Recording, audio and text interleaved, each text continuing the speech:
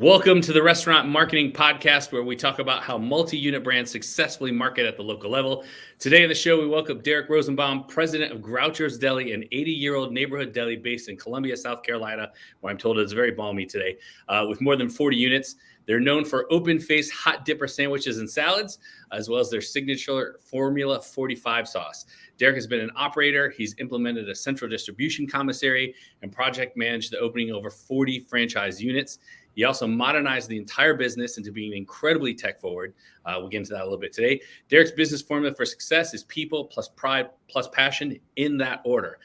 Fun fact, he is a trained carpenter. During COVID, he built an outdoor kitchen/amphitheater, affectionately known by his neighborhood as the Grillzebo. Derek, welcome to the Restaurant Marketing Podcast. Awesome to be here, Rev. Always great to spend a little time with you. Awesome. I appreciate it. I'm live today in Kentucky. I'm on a bit of a road trip, so it'd be fun to be able to do this show anywhere. So let's get right into it. Brands have been around for a very, very long time, and you obviously didn't start it, correct? Yeah, I was not alive 82 years ago. It was like, there's another podcast we're going to have if you were. I got a great skincare regimen, but not at that level. How did you come into the brand? So, third generation is my business partner, Bruce Miller, and he and I got to be good friends, fishing buddies, hanging out buddies, drinking buddies, all the things that buddies do, right? And in my previous career, I was in commercial construction, so I had built many types of buildings, including restaurants, catering halls, and he was ready to start franchising, and I was like, well, why don't I build it? You teach me how to operate it.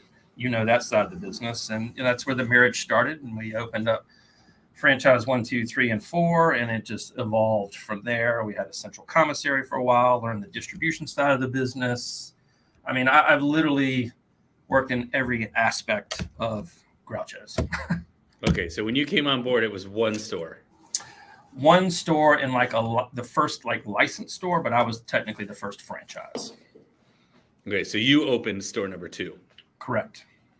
Interesting. That is incredible. And you had no background in this business whatsoever, right? It just none. I mean, I did the build out, and I did both for about 6 months, and I'm like, okay, maybe I'll go babysit kids instead of grown men. And that's nice. So what, I have so many questions. Did you sit down on day one and said, okay, we're doing this, we're going to open a dozens more stores, or did that come later? Like, where in the plan did that happen? I mean, first, I'm a big fan of crawl, walk, run. So, learn the business, master it, then make it better, and then scale it. So it was a slow evolution at first, going from 2 to 8. And then you can start scaling because, brand recognition starts exploding and you're getting into all these secondary markets outside of your core market. And so, I mean, we don't measure success in the number of units. So we know what we want to do each year, but that's not we're going to do it if it makes sense. We don't try to fit square pegs into round holes. Got it. Okay. Now you are not in charge of marketing. You're in charge of the whole company. But how does marketing fit into your everyday? Like, how do you see it, and how does it affect what you do? Well, I mean, like you always like to say, marketing writes the checks and operations has to cash them, right? I see it as, marketing sets the expectation, operations has to deliver on those expectations. I mean, I work hand in hand with, our head of brand and marketing, Forrest. I mean, he's awesome. Yeah. I got lucky to get a real creative genius on my team. So, it plays in hand, bringing in the brand continuity, the visuals, delivering the program messages around gift and loyalty, whether it's digital ordering, whatever desire it is, I need the marketing team to help us deliver the expectations so then marketing can then refine that and deliver. Sure. And I know you're heavily involved in the marketing of the business, but as the president, what is it you expect the marketing team to deliver? Like, how do you measure their success? What kind of guidance do you give them? That kind of stuff.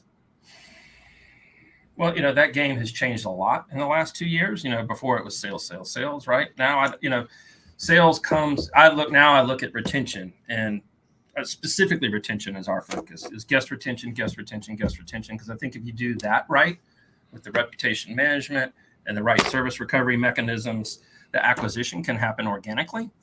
none of us will ever understand the algorithms of Google, but we do know that if you have a great Google score and you have great reputation management, that is all part of that consideration. And then making those experiences seamless as possible in that digital forefront. Pre-COVID, we were maybe 5 or 6% digital. Now we're closing in on 40%. So, the game's changed. The rules are constantly changing, and you need operations and marketing to work hand in hand to deliver that content and the experience. Right. How do you? And feel free to. I know you're very big into tech, and so feel free to name check any tech you want here. But how do you manage, measure, and drive guest retention? 100% Bicky, 100%. And I know you're a customer as well. It's a game changer. It's an absolute game changer. So, we're measuring, AUVs, guest retention, new guests, we're lapsing, churn, lapsed, the whole guest life cycle now is we have full visibility from start to finish. So hell, up until a month, 2 months ago, a guest was sort of static, as I would say. So prior to that, we were like, what is a lapsed guest? So we would say, it's been 60, 70 days since we've seen you. We're going to put you in this email drip campaign. Maybe on drip 3, we'll give you a discount. We're not a discount brand, but we do save those for service recovery mechanisms and churn guests. But now the guest has become dynamic, big keyword in our industry these days. So, we can trigger you if you fall out of your previous, with a good CDP tool, you can understand that guest life cycle, their frequency, their cadences. And if they fall out of those cadences, then you can just trigger them with a simple reminder, right? And then churned is a whole different segment. And then now you can do retention marketing around PMix. There's just so many things you can do. It's limitless. It's like, how do you prioritize that, right? Because you don't want to overbomb them with in their inbox. So, that's for us, especially around retention is, we put out a weekly newsletter and our engagement is through the roof, anywhere from 35 to 65% open rates. And we're seeing conversion rates as high as 20%, sometimes at the location email level. So content matters. And engaging content matters more. So it can't just be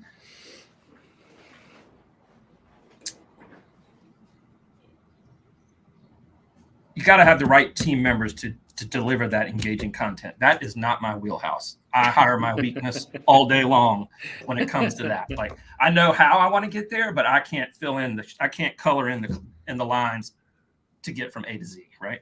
Amen. All right. So for everybody that's with us live today, or anybody that's listening to the audio recording, Bikky is BIKKY.com. It is a CDP, and yes, we use it at the burger shop as well.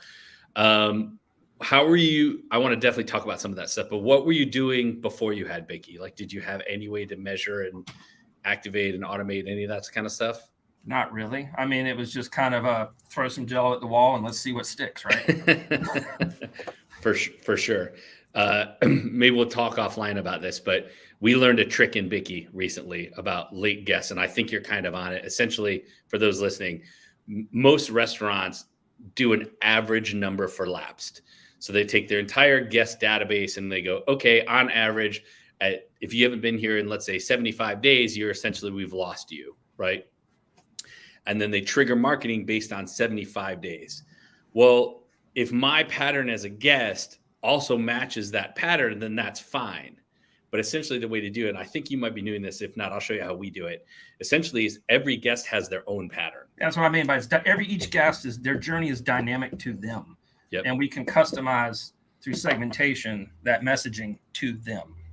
Yeah. So like essentially, like if I went to Groucho's every week and Derek went every month, I skip a week, my cadence has changed. Correct. He skips a month, his cadence changed, but our cadence is different. And so essentially what you're saying is you trigger a message right there at that point, right? Yeah. So, understanding guest habituality, there's the few unicorns that are daily, then weekly, monthly, quarterly, right? And, if they lapse out of that, there might be legitimate reasons. They may have moved. They may have whatever. Maybe on vacation for 2 weeks. Who knows? But, yeah, we can still hit them with that message. Just a general reminder, awareness marketing, if you will. Right. Okay. So you're saying that in a late guest flow, not a lapsed guest flow, a late guest flow, you just send it like a "we miss you" email, right? Yes, we love you. We miss you. If we did something wrong, please let us know, and we'll deliver the service recovery. Yep. I find that a lot of people in our industry like to talk about like the theory behind these things, but they never talk about what is the creative you put in the email, right? And It so yeah. matters. It really matters.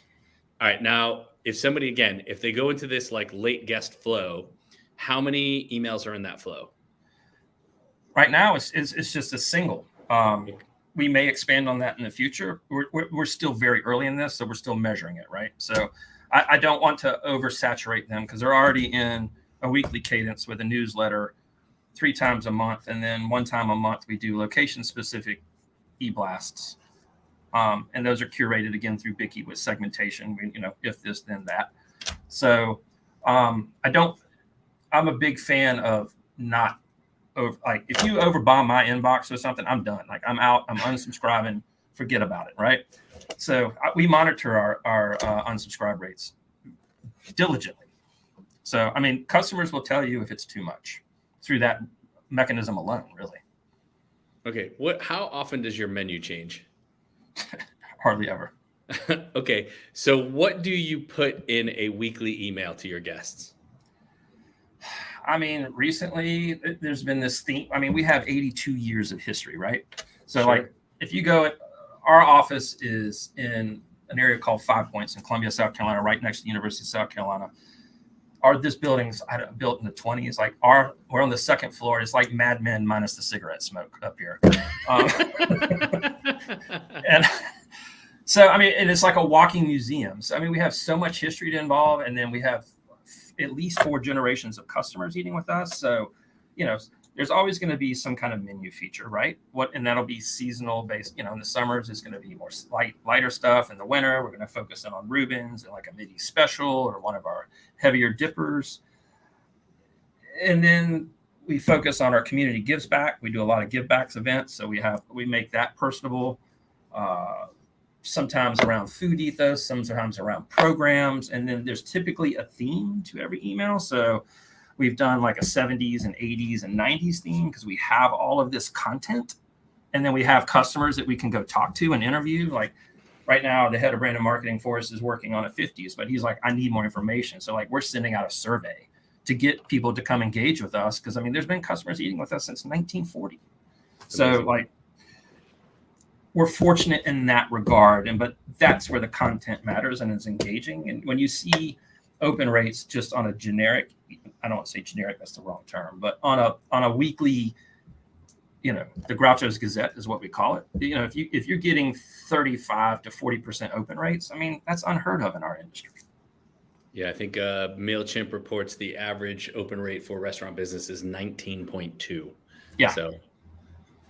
So, I mean, we use MailChimp just like you do. And, it tells us when to send, when is the right time to send. But, that changes. We play with it a little bit. Nice. What advice would you give to somebody who does not have 82 years of brand history to put into a weekly email? I mean, I'm assuming you're looking at other brands' emails. Is there anything that sticks out to you? No, I mean, stay true to yourself. And who is your ICP, as you like to say? What's your ideal customer profile? I mean, I think for most of us right now, it's probably millennial females, but that may not necessarily be the case in a different market. If you're selling just hot dogs, I don't know that would be your ideal customer profile. Know who you are and be consistent in that messaging. So talk about your programs, talk about your food ethos, talk about, we're big on customer centricity here. Not all customers are created equal, but they're all still customers. So how do you translate that to your brand? You and I have talked long enough to know that I believe in best fit for your brand, not best in breed. And that applies generally across the board for me. It's funny. I think a lot of restaurants don't understand what their ideal customer profile is. It's amazing. And then there's other brands that it's completely obvious. Like Taco Bell, 100% their ICP is people under the age of 25. Right. You know what I mean? Like go look at all their marketing. And I had a chance to talk to a former CEO there. drunk at a bar at NRA, and I was like, "You're going to answer the one question I'm dying to know: is Taco Bell's ICP people under the age of 25?" He's like, 100%. And I said, "Why?" And he said, "This is amazing." He goes, "Well, we know if we hook them early, we get them for life." Right. I was like, "All right, very good." I mean, All right, true. so yeah. For somebody that hasn't really thought about what their ICP is, do you have like an exercise or a way that you would tell somebody to try and figure out who their ICP is? I think prior to the enrichment of all of our tech stacks, it was somewhat anecdotal. And the only way to be that is, you got to be in your stores, and you got to spend time in the field. You can't be in an office saying, "This is what I think it is," and this is what MailChimp's demographics tell me it is. So I mean, you can take the social media demographics, you can take the MailChimp demographics, and you can layer those in and kind of get a general idea. But even going back to Vicky, I mean, we're getting ready to enrich our data profiles with all of that demographic data. So I mean, we're going to get really granular at the location level with understanding who our ideal customer profile is, because it might not, in Columbia, in our legacy market, it might be one thing, but if you go to downtown Charlotte, it could be something completely different, right? So yes, we have carryovers. We have a lot of people. University of South Carolina is a giant school, so a lot of people went to school here and move out into the Atlanta markets, or Athens or Georgia or Raleigh or wherever. So I mean, we do have some brand awareness and recognition, but I don't. Without a measurement tool, I don't know how you can accurately get that data. Amen. Okay, so you're using a lot of email. Do you have a loyalty program? Yes. Okay, I know the answer to that question, but for everybody else's edification. I mean, it's more of a, I guess some people would call it a rewards program. So it's earn and burn. You get 1 point for every dollar you spend. We put 0 hurdles on it. So the basic premise of the program is, for every dollar you spend, you get a point. Each point has a cash redemption equivalent in our stores of 6 cents. So simple math, clean math for programs talking like app and online ordering, talking to the POS system. So there's no rounding errors. We learned that lesson the hard way. For us, we put no hurdles. If you spend $1, that 6 cents is available to you to purchase on your next order. So we don't really give like a sign-on bonus. We don't, say you got to get 60 points to get $5 or whatever the math might be. We make it super simple. That gives the customer all the autonomy they want. Some people like to spend it every time they come. Some people like to accrue, and they're going to get a different message, right? So, so we also doing some segmentation around loyalty as well. But for us, if you want to access our loyalty program, you have to access that either through our online ordering or through our application ordering, right? That's where that piece of data resides for the customer. If they want to see their balance, their points, their dollar value, equivalent value, et cetera. So we take a holistic approach in our tech stack. I don't want a standalone loyalty app. It should all be a seamless, integrated platform. Okay, so there's no like at X amount of points you get a free this or that. It's pure cash value. No, early on we did for points for product, and it's clunky. It's not easy. This way, the customer has full access to the whole menu, unless they're in a third party. That's a different story. But and they can redeem it however they want, 6 cents or $60. We don't care. We just want you to spend. And our data shows us the stores with the highest loyalty redemption rates also are in the top quartile of our system, hands down. Hands down. How did you arrive at 6 cents? Just a big fan of the movie. It kind of evolved. It evolved. So, I mean, we were at QSR a couple of weeks together, and we've had some iteration of a loyalty program for decades. I think I used the analogy there that Harold Groucho Miller used to give out wooden nickels, and on the one side of it was the little Groucho Man logo. On the back side, it was a free cup of coffee. And it evolved in the 70s. We had a Groucho's Club, and I think in 2010ish, we launched our first new loyalty system back then. So it was a dual purpose plastic card, so it could serve as a gift or loyalty. And then we evolved into where we are. Back then it was, we did have hurdles when we first launched digital, and it was 80 points for $5. Every 80 points, you got $5. And that was the hurdle or the lift, And when we went to the cloud and updated our systems like 3 months before COVID hit, we just said, let's just remove the hurdles. You spent money with us. Loyalty is inclusive. That's what we want it to be and feel. So you can spend it how and when you choose. That's awesome. Who are you, if you don't mind me asking, who are you using to power your loyalty or your? So it's actually the engines in our POS. Interesting. I mean, it's a basic loyalty engine. I mean, yes, we can do a little surprising with like double points days, or we can do specific points around menu items or around visits. And, we selectively dole those out in more of a surprise and delight type mechanism. But generally speaking, our surprise and delight, we want to do that through email segmentation marketing and give you something a little more personable. Got it. Do you mind me asking which POS you're using? Linga. Okay, cool. I've actually never heard of that. Amazing. I didn't know there's a POS I've never heard of. Awesome. What percentage of your database or your customer base is signed up into loyalty? Do you know? Of our trackable, marketable guests, it's about 17.5%. Okay. That's pretty big, actually. Yeah. I mean, I'm pleased with that number. I mean, you made the point, like, not everybody wants to be in a loyalty program. Not everybody wants to be trackable and marketable, right? So that's why you have to broaden the scope and swim in all the channels. Yeah, I know you don't think this way, but it is amazing to me how much prioritization, especially like the larger QSR brands, put on rewards programs. Like, I get it. Okay, those are high value guests. They're easy to measure. Big brands have never had a way to measure guests because essentially everybody walked in and transacted at the register. Like, everybody was unknown. I get it. But I think the largest bucket of opportunity is the guest that gives you their email or phone number, but does not sign up to loyalty. And I mean, I know that you believe that. And that's what you guys 100%. 100%. I mean, email is one of our greatest retention tools, period. Do you have other retention tools you're using? Obviously, besides rewards? I mean, we service recovery, and reputation management. We respond to every review, every piece of direct feedback. So we use Marquee Innovation. You and I have a very similar tech stack, except for maybe the heart. So, and customers appreciate that. And, what we've learning from like switching to Ovation and getting this direct feedback and trying to keep that offline, right, is that customers just want to be heard. You don't necessarily have to discount or refund and that's another component of our loyalty program is we use loyalty for service recovery every single day. It's an easy lift. And customers appreciate it.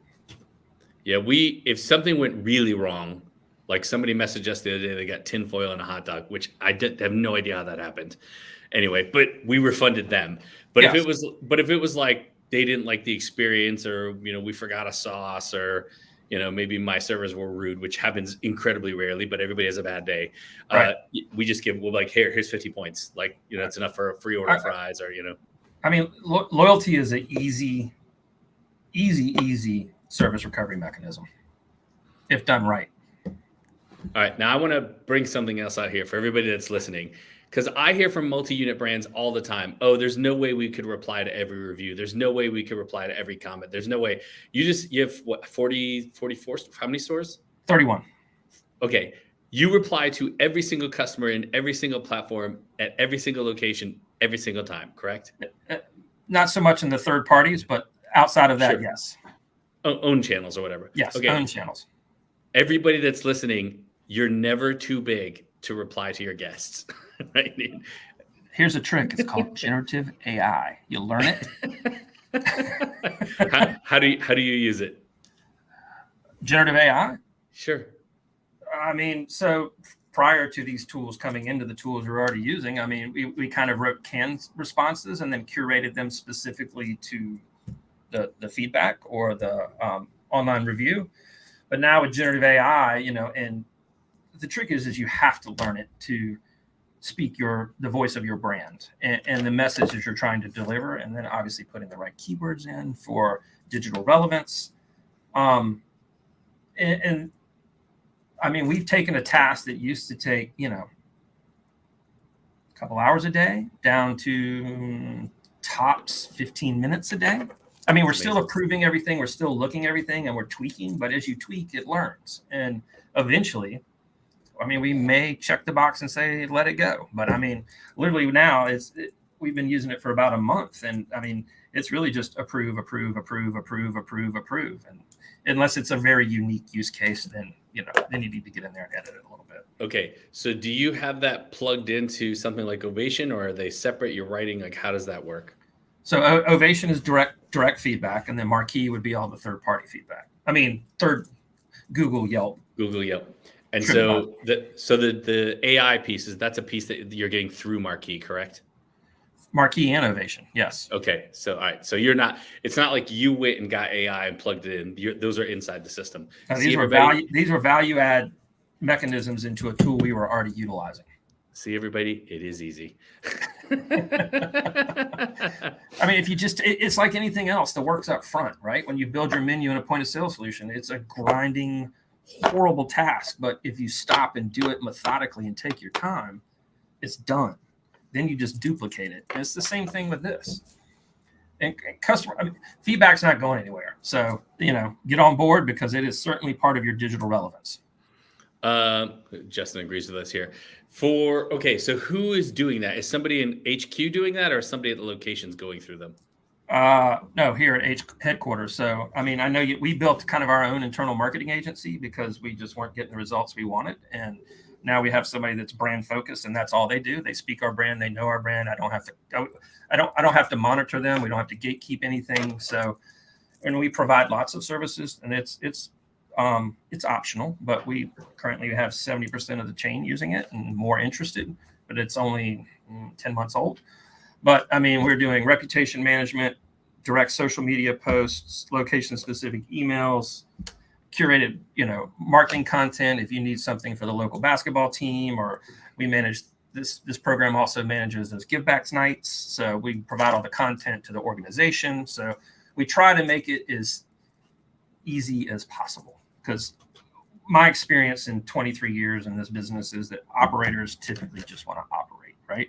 Yeah, that's what they should do. Yes, they want to operate. And if we can take, we keep adding dashboards and widgets and all these things, and it's becoming overwhelming to general managers and owner operators. So let's lift that burden off of them, and we can master these tools internally and provide that service for them at a much lower price than an agency can. And we're not going to stop when we reach our billable hour cap.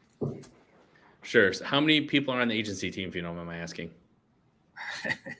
It's just 2.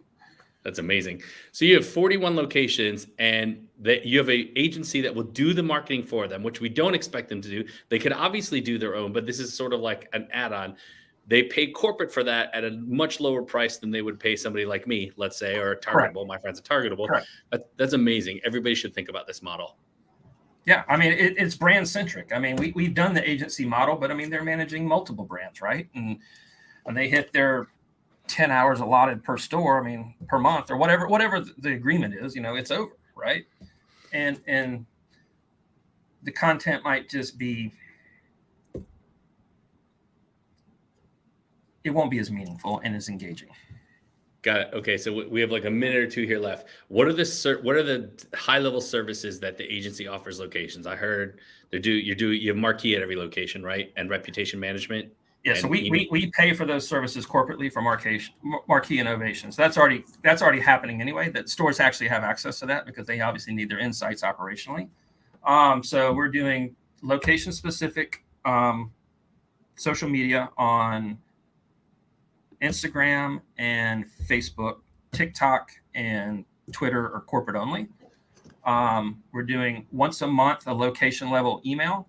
We do all of your segmentation and drip campaigns through welcome flows, lapse flows, churn flows, and once we start this product mix stuff, we're gonna do that for them too. We're gonna do some we do A/B testing for them, so we'll take this cohort versus this cohort, see where we're getting the best response. What about digital ads? Are you doing any digital ad work? We design all of that in house, and if we can't, we have a third party that is very economically priced. Awesome. Well, Derek from Groucho's, this is the 30-minute conversation. We're at the 30-minute mark. I knew this would be awesome. I love hearing a brand that's been around for decades and decades and decades that's like as modern as it could possibly be and doing things with smarter than brands that are 10 times your size, which is why I want to have you on the show. So we're always looking for what's next, man. You guys do an awesome job, and I appreciate your time. If you're listening to the show, if you're with us live, thank you for joining us. If you're listening to the audio broadcast, please share this with a friend. Give us a rating on iTunes or Spotify or wherever you're listening. And if you got somebody to suggest on the show, let me know. Derek, thanks so much. Have a great day, buddy. Thank you. Fastest 30 minutes of my life. Bye.